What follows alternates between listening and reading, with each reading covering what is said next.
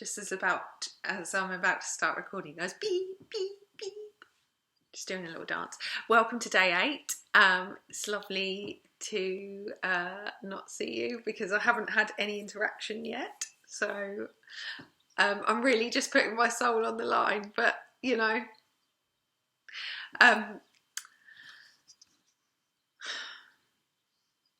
So there will be a lot of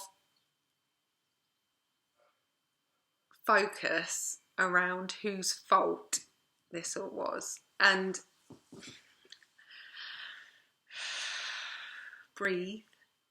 Don't kill me for saying it, but the truth is, it is no one's fault. Even if they cheat, even if they do something so horrible, there are things that happened along the way, all these micro decisions that led you to where you are now. And if you can just accept them as what they are, as the best thing that ever happened to you, you can start on ground zero and you can start to build. I'm just going to read you a little bit of what I wrote about this. You know, why did you break up? Was he a ginormous tosser? Had you never been right for each other? Were you an awful judge of character? Had you been a terrible wife trying to make him vegan? Had I not made him feel masculine enough? Had my return to work undermined his masculinity? Should I have given up the things that I wanted? Do you know what? There was one moment when he said to me, I lost my wife and gained a photographer, which I just found like, wow.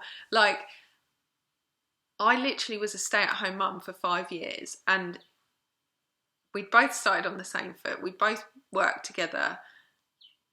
We were like, don't get me wrong, he was a fantastic salesperson, but I wasn't a terrible salesperson. In fact, I was a great salesperson, and I loved my job. I loved working. I really enjoyed like what I did.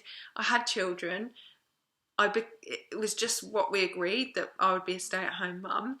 And then he bought me a camera, and I loved it. I loved playing. I loved meeting clients. I loved shooting kids, and I not shooting kids, you know, taking photos of kids, and I adored it. But did I work more than 16 hours a week? No. Like, and yet I'd supported him working from some weeks like 8 till 7 every night and going on whatever trips he needed to go on, and all of a sudden I couldn't do that, and there was a point when he said that, and I said, oh well, you know, I'll stop being a photographer. Oh God. And actually, like, if it really came down to it, would I have done that? Like, would I have done that?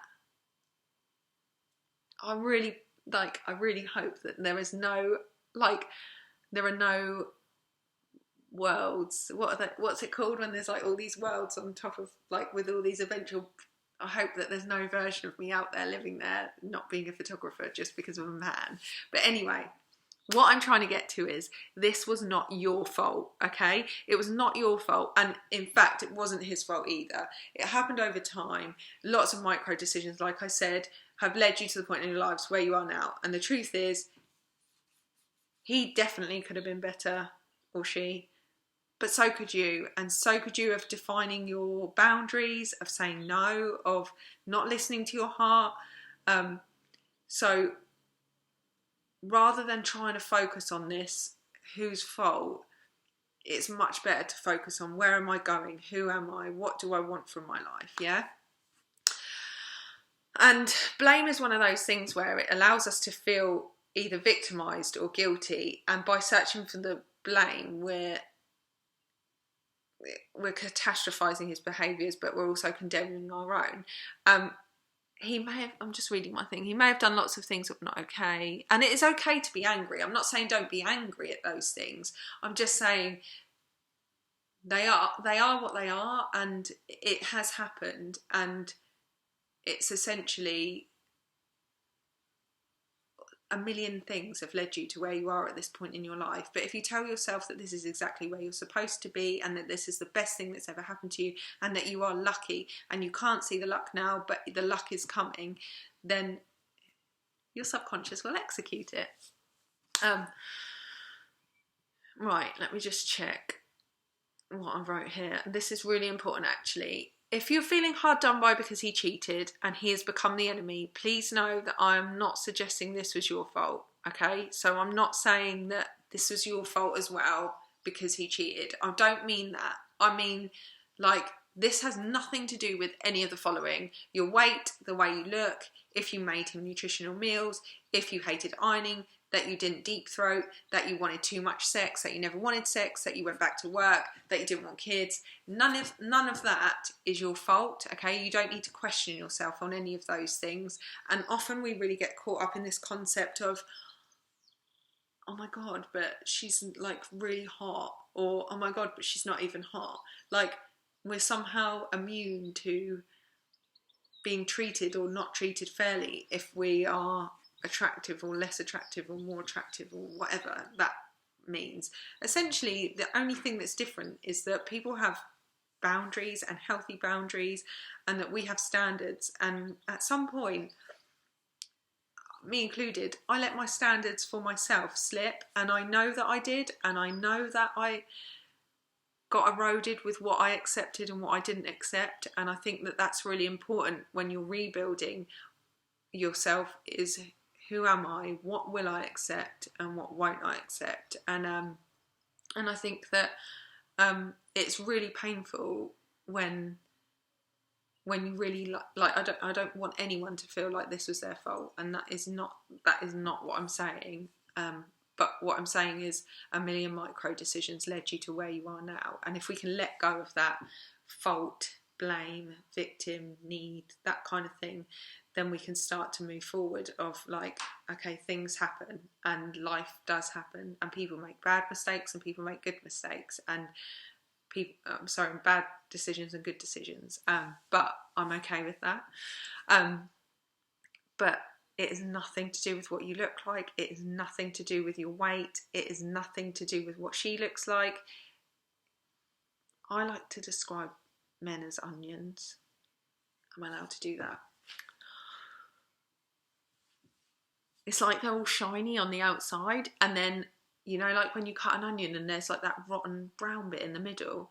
When someone's not a very nice person, they can go back to putting their shiny onion bit on, and they can be like, oh, look at me, I'm so nice.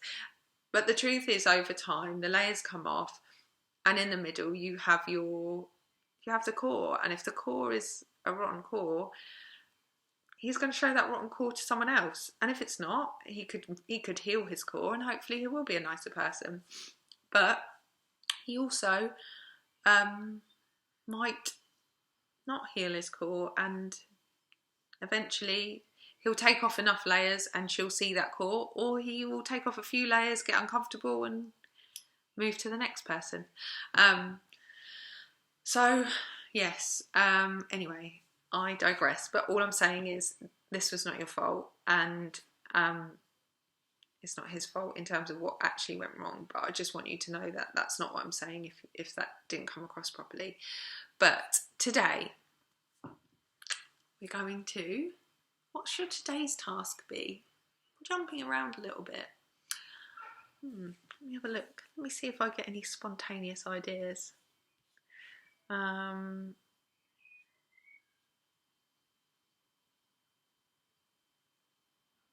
yeah, that's what I'm going to get you to write about. So I want you to write about what you're passionate about in life, what excites you, what things that you like to do, what things that you would love to learn to do, what things you did as a child that you love to do, and really start to get back in contact with who you are as a fundamental. And I'm not talking about teenage children. I'm talking about real childhood. What could you spend hours doing, and is there any way that you can reintegrate that into life now? But thank you for listening, and sorry I went on longer today. Bye.